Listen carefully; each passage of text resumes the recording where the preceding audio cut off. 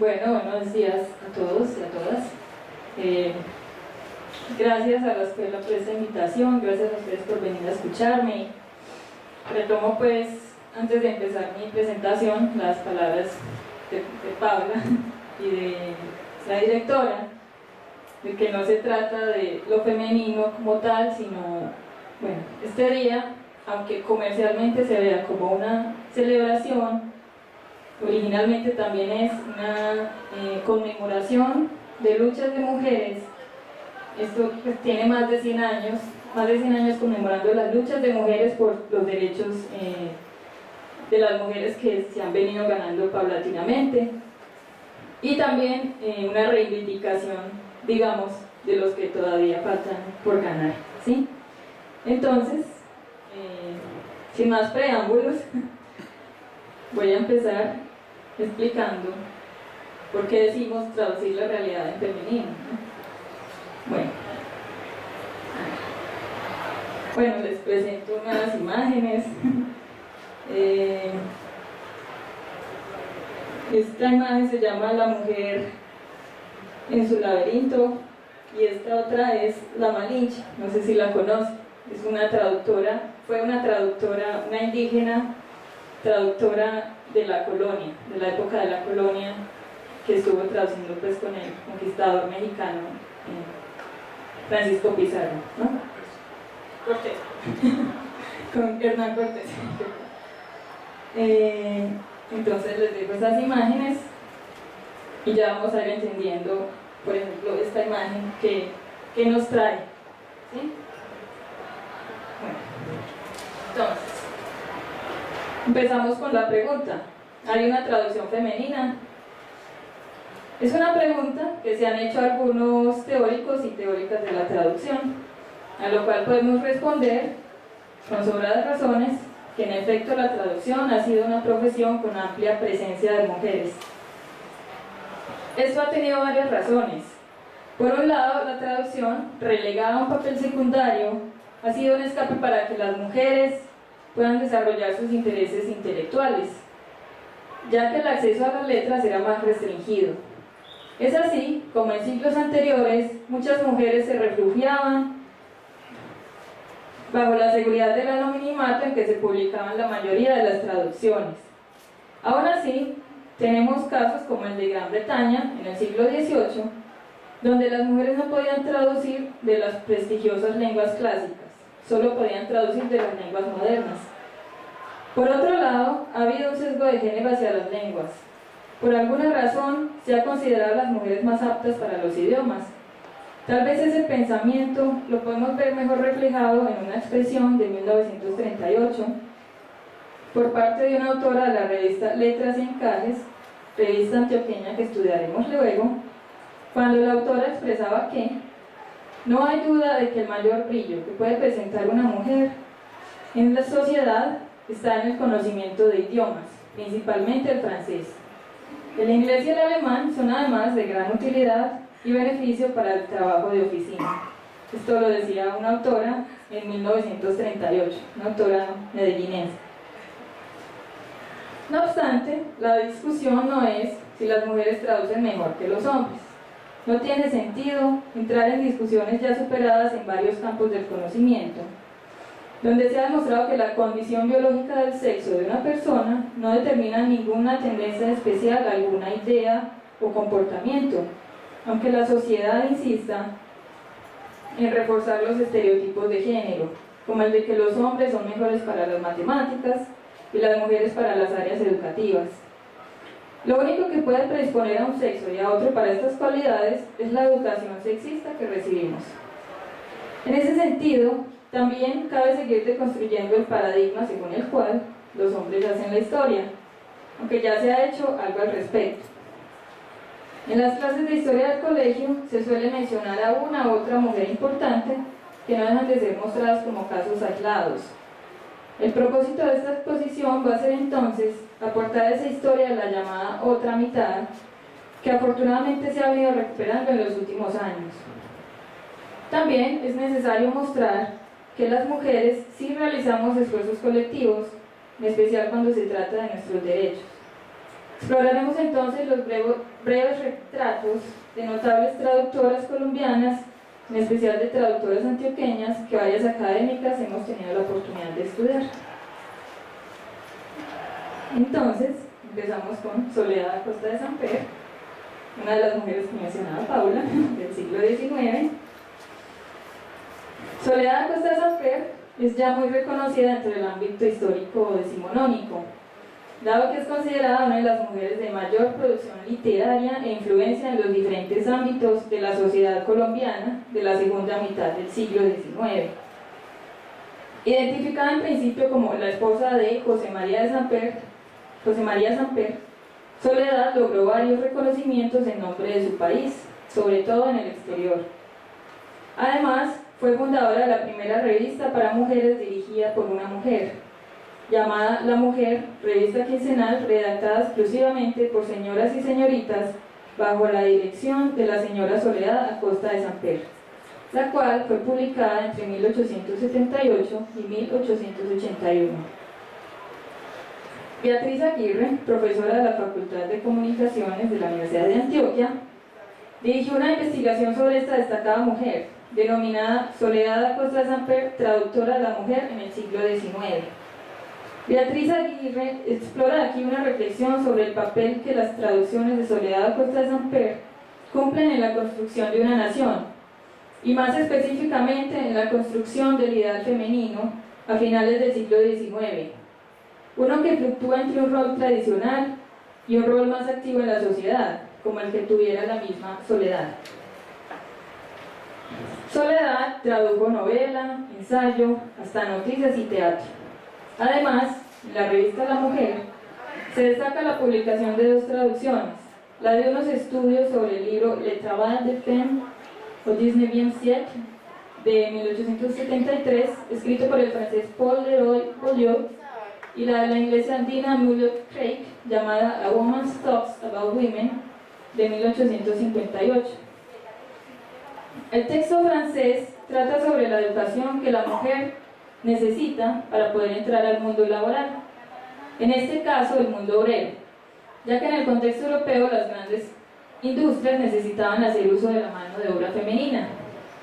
Básicamente, la educación debía estar regida por docentes, el Estado y la educación religiosa.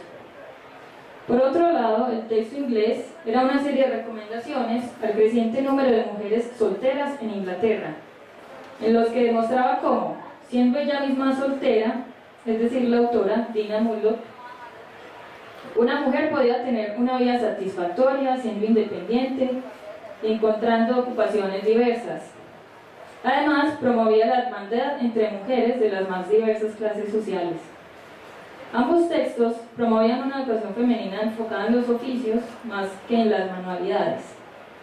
Las traducciones de Soledad Acosta presentaban omisiones y resúmenes por cuestiones prácticas, adiciones a modo de comentarios de la traductora, además de adaptaciones, entre otras estrategias traductivas.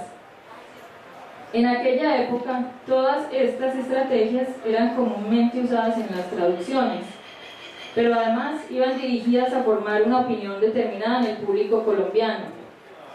En todo caso, buscando el sentido práctico de dichas traducciones para la cambiante realidad colombiana, incluso proponiendo acciones determinadas por parte del Estado. Este era el sentido pedagógico y patriótico que Soledad Acosta encontraba en las traducciones. Por otro lado, hay una intención que atraviesa estas traducciones, que además atravesará a las otras traductoras que veremos más adelante. Se trata de usar la voz de personajes ilustres de las sociedades europeas para dar autoridad a las opiniones propias, puesto que estas sociedades eran vistas como más civilizadas. La idea era formarse una idea de nación propia que no obstante tomara lo mejor de estas sociedades.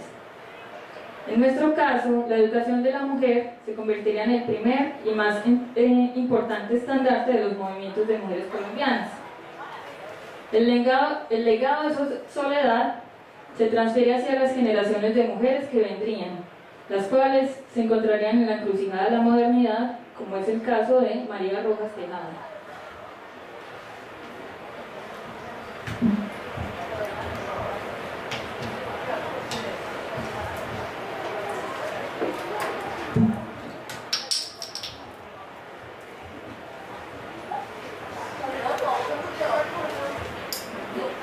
Continúo con esta mujer, a quien quiero mucho.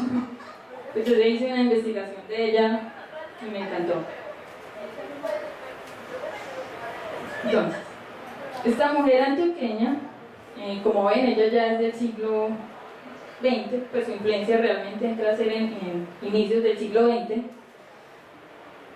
Esta mujer antioqueña suele ser referenciada como una mujer de la primera mitad del siglo XX que luchó por los derechos de la mujer, pedagoga y traductora.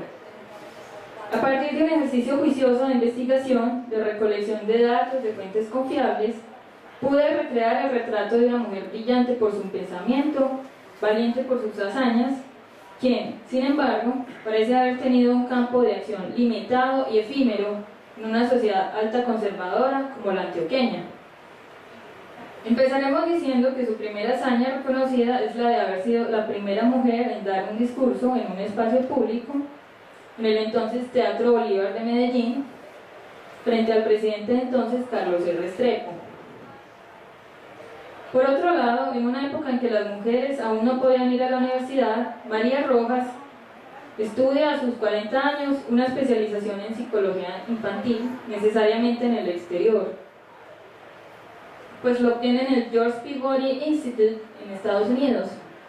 Por supuesto, su origen pudiente le permitía tal lujo, pero además su deseo insaciable de conocimiento.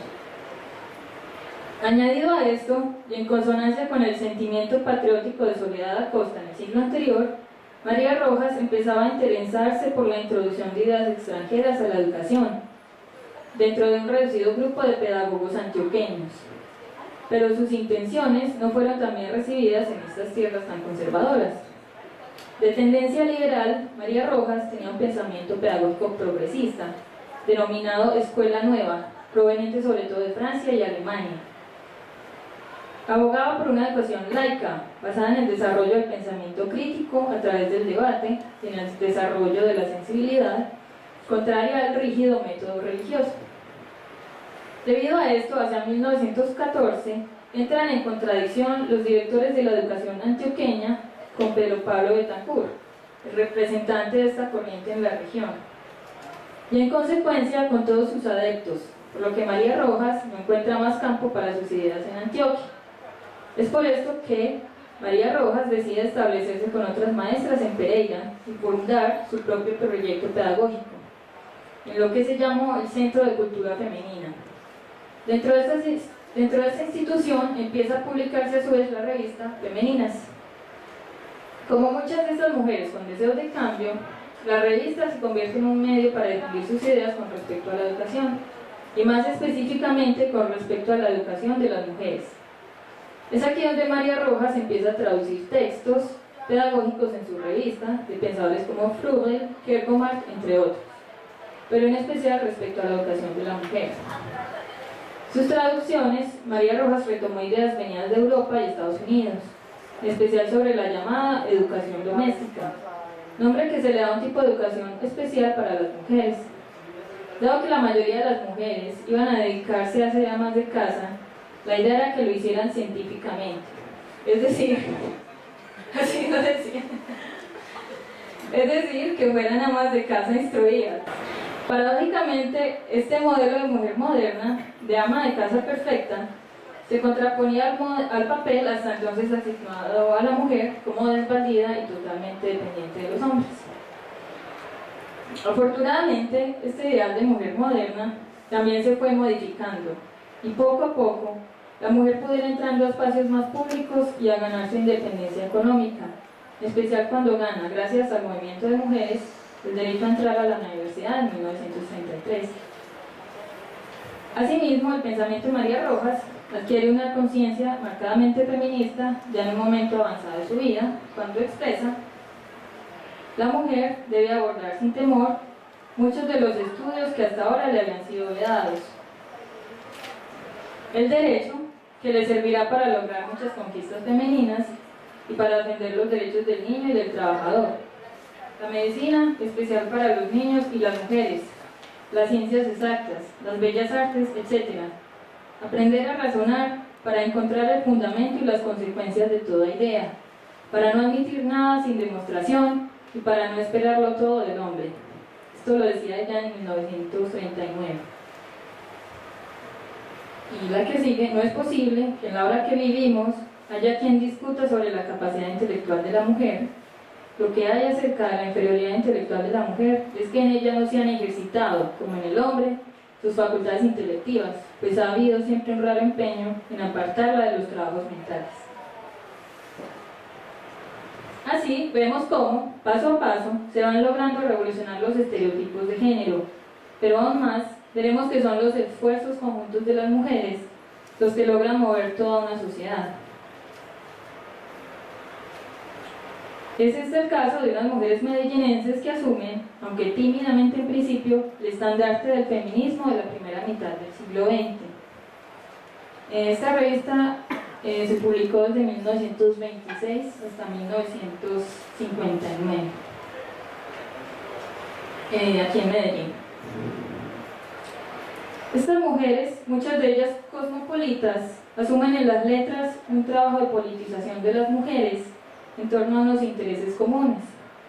En la primera mitad del siglo XX surge lo que se puede llamar la primera ola de feminismo en Colombia, caracterizada por las luchas de los derechos políticos, como el derecho a votar y a ser elegida, por los derechos civiles y por el derecho a la educación. Una de las luchas por las que más se ha de caracterizar este movimiento.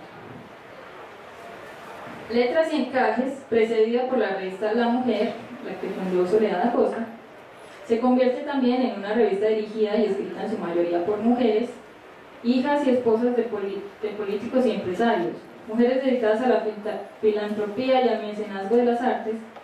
Así eran estas mujeres pertenecientes a la más alta clase de la sociedad antioqueña.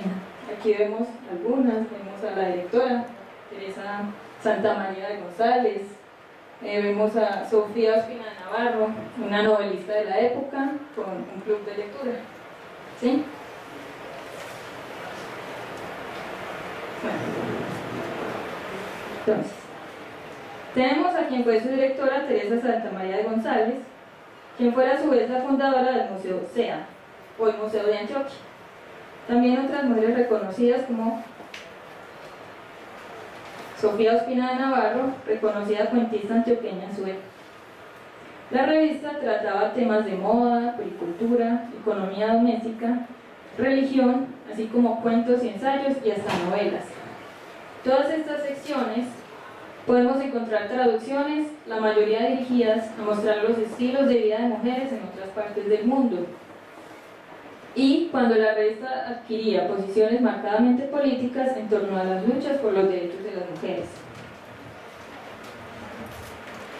Es así como traducciones por el derecho al voto, a la educación, etc., empiezan a aparecer en la revista con cierta irregularidad, a veces con espacios de años, aunque con la constancia suficiente para afirmar la posición de la revista frente a los derechos por los que ellos abogaban.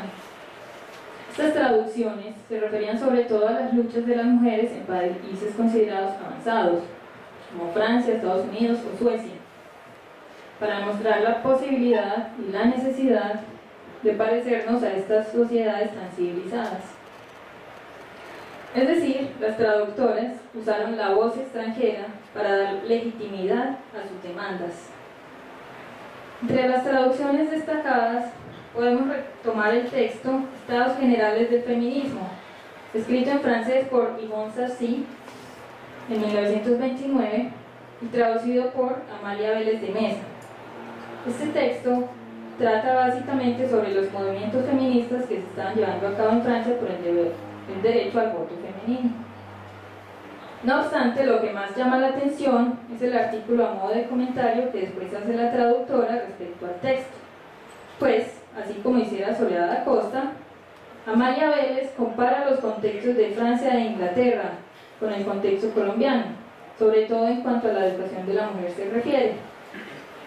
Aunque ve muy difícil que la sociedad colombiana cambie en su momento, pues todavía no teníamos derecho a entrar a la universidad, Amalia Vélez insiste en el esfuerzo conjunto de las mujeres. Sin temor, retoma la palabra feminismo y la define como la unión de mujeres para laborar en bien de la infancia, del trabajo activo de la mujer y de su desarrollo intelectual. Es así como las mujeres asumen la traducción como un medio para su accionar político, y también como un espacio para impulsar el cambio de ideas y por lo tanto el cambio social. Seguimos con Benedicta Zurmide Chavarría, una investigación de la profesora Paula y la estudiante Elisa Galeano. Bueno, no sé si conocen esta escultura. Esta escultura está en una de las esquinas del Jardín Botánico, que se llama la esquina de las mujeres, ¿no? Hay varios bustos de mujeres destacadas. Los invito a que algún día pasen y lo vean. Bueno, por último, cabría destacar a esta mujer más cercana a nuestro tiempo. Ella vivió de 1910 a 1998.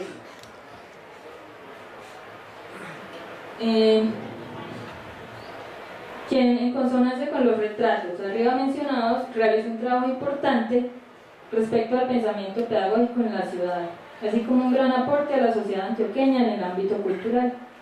Uno de los medios para hacerlo fue la traducción.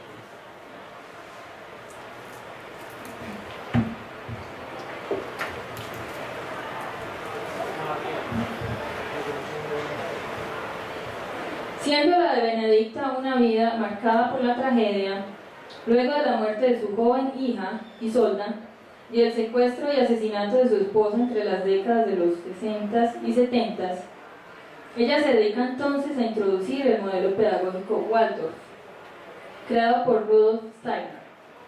Este método, cercano al de la escuela nueva que promoviera María Rojas a principios del siglo XX, se oponía a la educación tradicional centrada en el castigo y propugnaba el conocimiento del individuo y su relación con la sociedad como ciudadano. Benedicta y otros promueven entonces la formación de becarios que viajaban a varias partes del mundo para instruirse en el método Waldorf. Muchos de estos becarios también traducían en la revista Cuadernos de Micael, pero sobre todo muchos se dedican aún hoy día a la difusión y práctica del método Waldorf en sus respectivos quehaceres e instituciones que perduran de la labor social de Benedicta. Su faceta de traductora fue estudiada por la profesora Paula Montoya y la estudiante investigadora Lisa Galeano. Su labor traductiva la desempeñará y promoverá en la revista Cuadernos de Micael. Esta revista se publicó de 1989 a 2010 y trataba sobre el modelo pedagógico Waldorf. Aparecían traducciones desde el inglés, el alemán y el portugués, pero además muchas no eran traducidas aquí, sino en países como México y Brasil. Así, se establece que había una red de comunicación de los seguidores de este método, lo que se denomina migración del conocimiento. De esta forma, la iniciativa de Benedicta hacía parte además de un movimiento local. Es así como en esta investigación no solo se visibiliza el papel de Benedicta como traductora, sino además como mediadora intercultural. En ese sentido, Benedicta es reconocida por haber ido más allá de un rol de esposa de, al que muchas veces han quedado relegadas las mujeres intelectuales.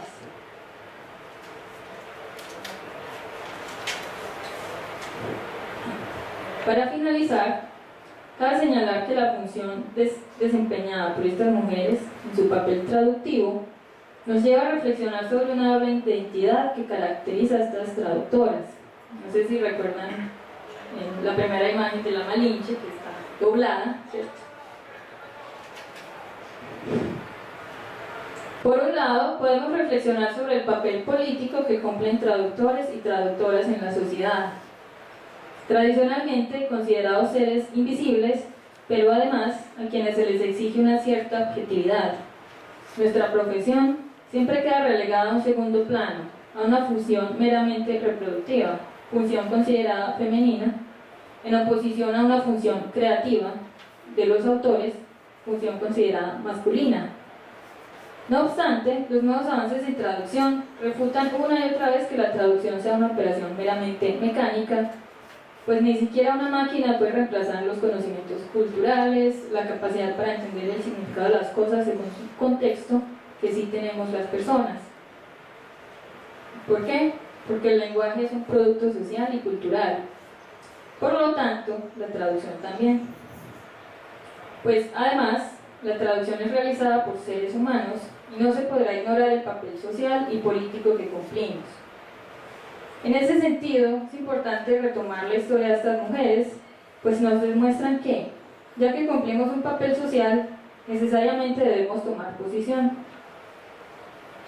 No cumplimos un papel neutro, pues somos seres históricos y las ideas junto con la cultura son las que forman nuestro criterio, a no ser que estuviéramos aislados de la sociedad. Es decir, como dice la traductora española Olga Castro de la Universidad de Vigo, el traductor inconsciente, que no se suscribe a una ideología determinada, se acoge a la ideología dominante. Es por esto que estas mujeres, que tuvieron la capacidad de elegir qué traducían, toman sus decisiones con una marcada conciencia social, ya fuera por el avance de la educación, por los derechos de las mujeres o por el desarrollo de una nación. Nos queda además un campo muy amplio por investigar, para darles debido reconocimiento a la historia de las mujeres, que hoy se hace más visible gracias a esta conciencia. Y nos quedan además enseñanzas y reflexiones para el proceso formativo de los y las traductoras en torno a la importancia de nuestra profesión, también largamente invisibilizada. Para finalizar, yo traje un video que quiero que veamos. No sé quiénes se han visto la película Flor del Desierto. Hay una parte que me llama mucho la atención, que es una parte de traducción. Ya vamos a ver. ¿De quién es la Bueno, película? ¿tú? ¿De quién es la película? Bueno, Flor del Desierto es la película de... es sobre una historia real de la modelo Waris Dibi, una modelo somalí que sufrió ablación genital, ¿sí? Entonces ella cuenta pues como toda la historia de cómo es su llegada a Inglaterra y lo que tiene que enfrentar, ¿no? Y cuando se da cuenta pues la violencia que sufrió en esa ablación, ¿sí? Entonces hay una parte, bueno, voy a explicar como el principio, en el que ella empieza a sufrir cólicos.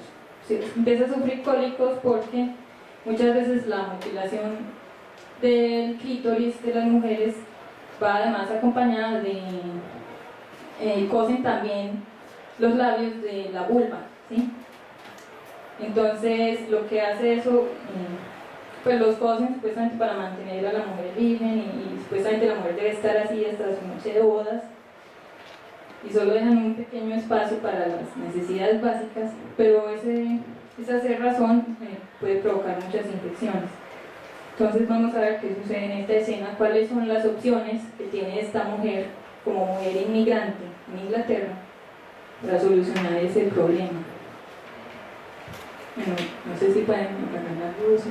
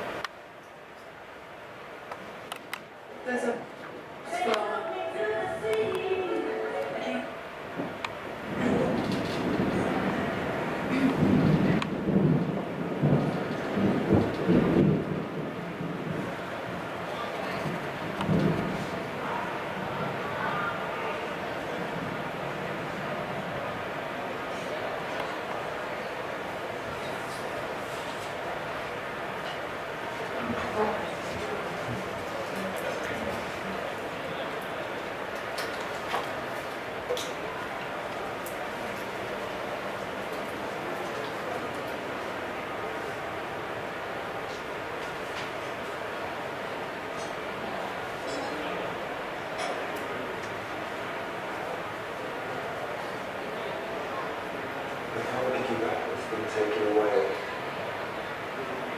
At least I can make sure it won't hurt, okay? Can you get a nice flat to her? She speaks Somali.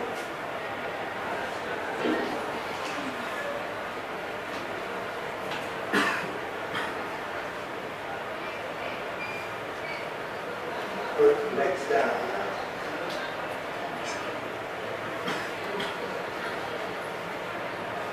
Fácilmente, porque no sé qué. can you tell this young lady she's stitched up far too tightly? A real watch-up, I have to say. Can you say I'd like to operate as soon as possible? وانا اسمح شويتي إن كان رجل على السلسلة أنا كان أقول لي Tell her she's doing the right thing. It's amazing she's been up with this for so long. She must be in absolute constant torment, but she mustn't worry. We can fix it. شو بدي أبدي شو واحد وحسيت سوالف بس إذا كان اسمح شو بدي أعرف وإذا ما أقدر أحس نفسي شو كنت معي